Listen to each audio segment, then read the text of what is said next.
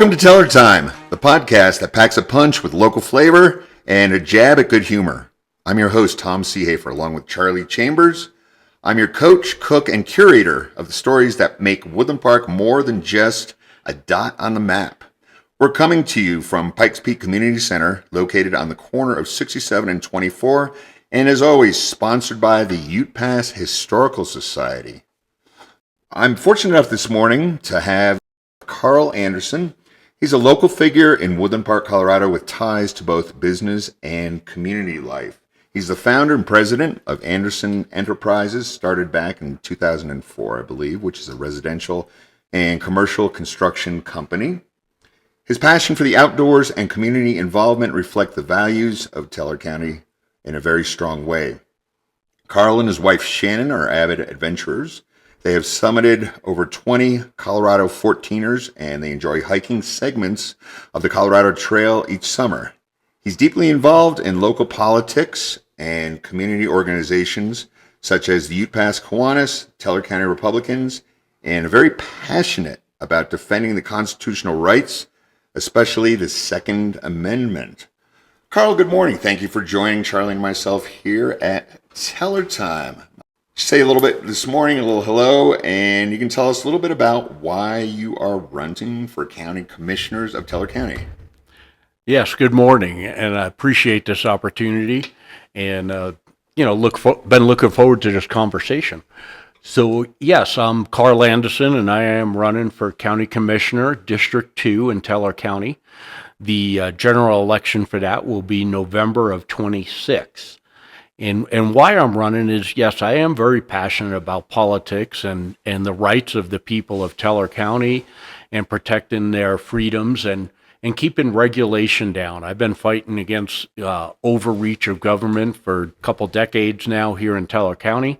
And I think it's important now more than ever to have people with experience in that fight to take those titles, such as county commissioner, and run with it and continue to protect Teller County from the onslaught of the Front Range.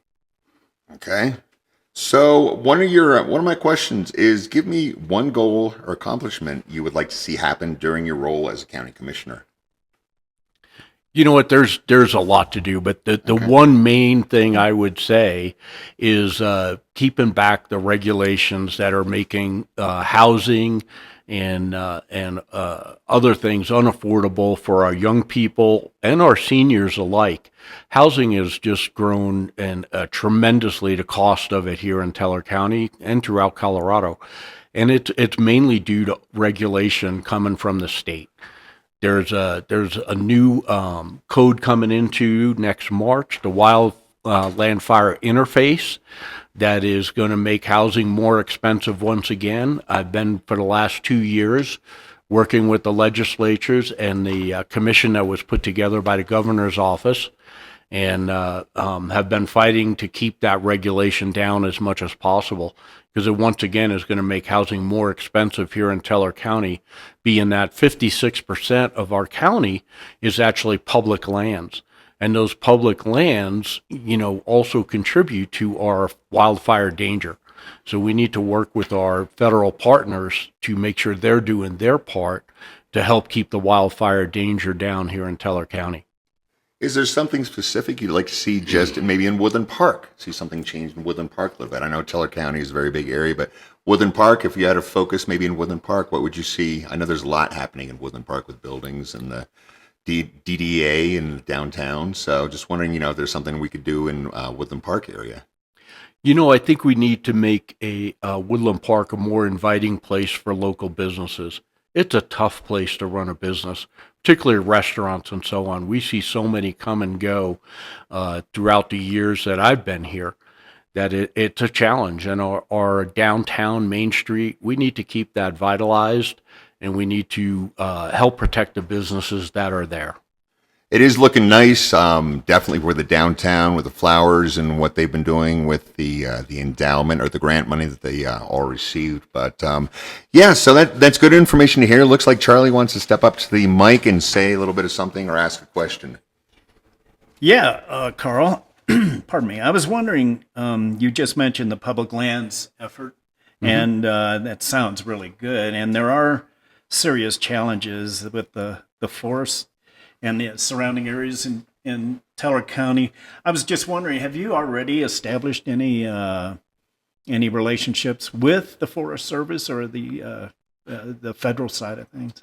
So actually, yesterday morning, I was at the Wildland Fire quarterly meeting, I think it is, at the Sheriff's Department, and I was sitting next to the U.S. Forest Service people at that time, and I had another appointment that same morning, but I waited for the Forest Service gentleman to speak about what's going on there.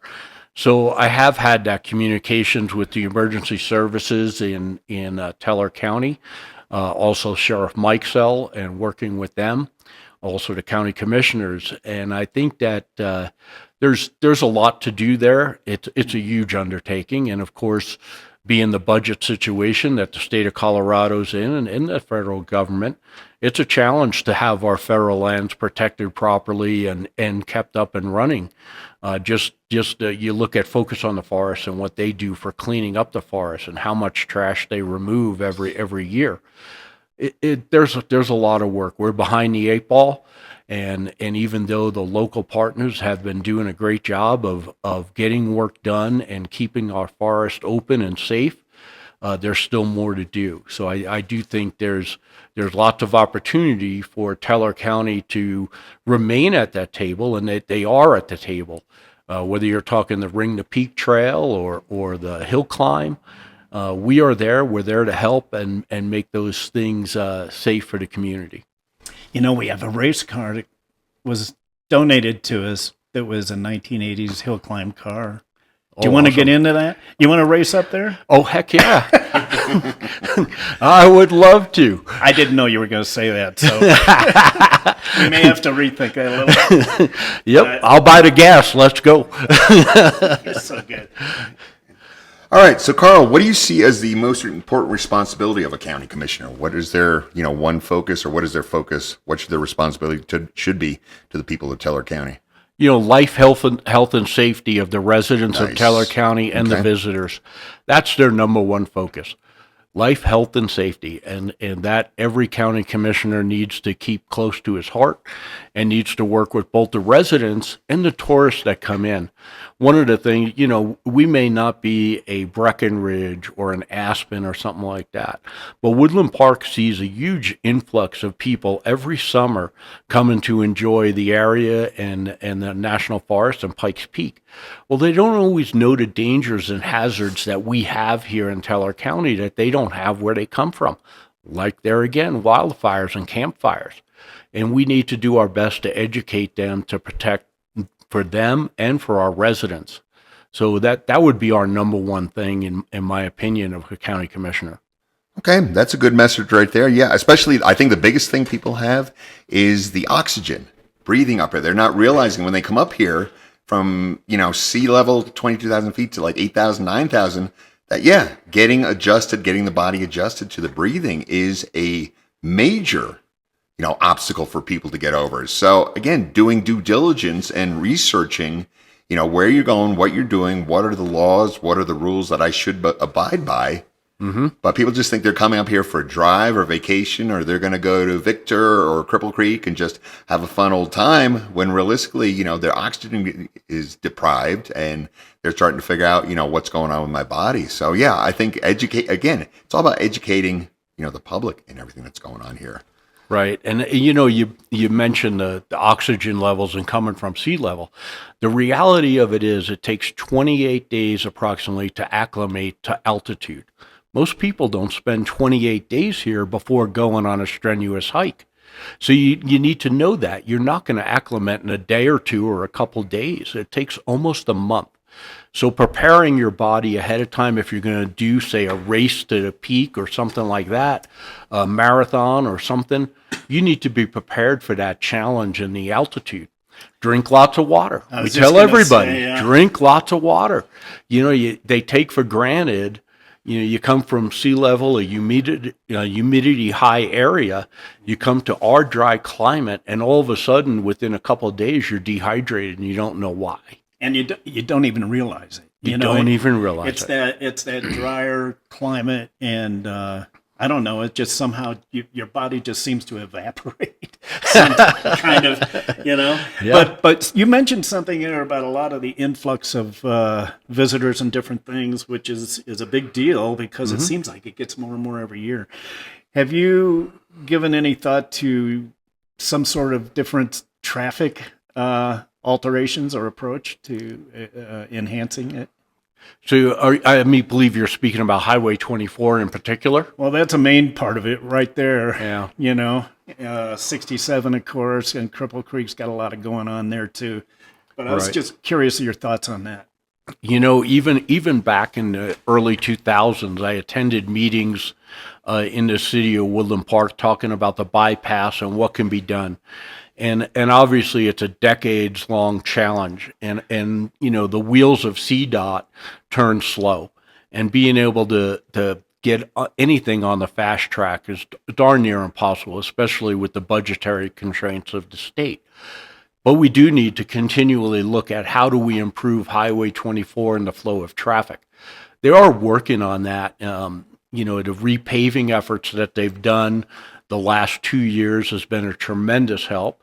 Does it, of course, slow things down while they're doing the work? Yes, that's always a challenge. I've spent, quite a few afternoons sitting in traffic getting home to Divide from Woodland Park because they had one lane or the other shut down. But that's part of the process, and we need to be patient with that. So I'm glad to see they're doing that repaving. They're upgrading the roads, upgrading the lights. So those are all good things that are happening. And then the next segment is Divide to Fluorescent. And they've got plans to work on that. They did improve some of the turns last summer that were accident prone. So yes, that is a work in progress, and that's something the county commissioner needs to be at the table with CDOT to make sure that Teller County is getting its fair share of the road money to improve our highways and intersections. Good answer. Okay, so let's go back just to the oxygen. You being, an avid trailblazer and hiking and everything.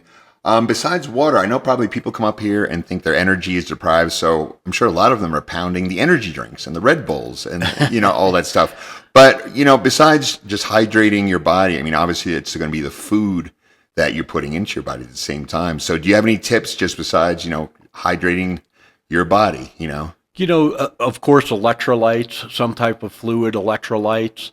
I don't know that the energy drinks are necessarily the best thing for you at altitude. Nope. So use them sparingly. Okay. But eating properly at any altitude makes sense, and really, especially if you're doing strenuous exercise, good hikes or climbs, you want to eat properly before and after you do those endeavors.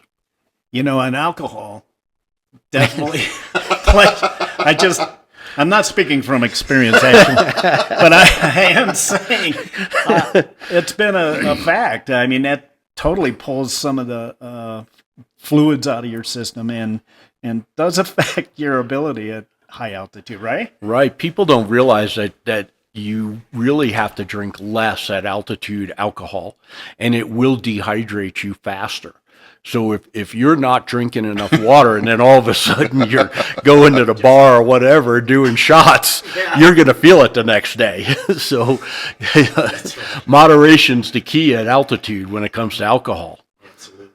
All righty, some good answers on some very important information. So, okay, you are active, especially being on the campaign trail. So my first question, another question we got, what is your campaign trail snack of choice? Funny time. I try and stay away from the fast food stuff and the quick stop food. My wife and I, we try to make our own good, healthy meals every day, and including whether it be leftovers for lunch or just making sandwiches at our office and stuff like that, and staying away from the sugary stuff on a regular basis. Do I enjoy chocolate? Yes, I enjoy chocolate. Course. It's a good, but to have it every day or be the snack of choice, yes, it would be my dream choice, but it's not reality. All right. Next question. What's harder, climbing a 14er or surviving a public forum? Whoa. I enjoy both. I actually really enjoy debating with people and discussing issues that we're having locally and around the state. I think it's very important to have those conversations with our constituents and other people even running for office. You'd be amazed at how many people really don't know what's happened in the last couple of years in our legislative environment. So I enjoy both. I enjoy the forums, to be quite honest with you, having those conversations with people, as difficult as they may be at times. And you're never going to make everybody happy in a situation. You're never going to see eye to eye on every subject, but that's okay. That's why we live in America, so we can agree to disagree on certain subjects, but still get along. At the end of the day, if I can go to a forum and discuss things with somebody who has opposing views of me, and at the end of the conversation, we can shake hands and say, you know what? I see some of what you're saying, and I see some of what the other person is saying, and we shake hands. That's a very successful event, and I think we need more of that in our area, in our state, and our nation.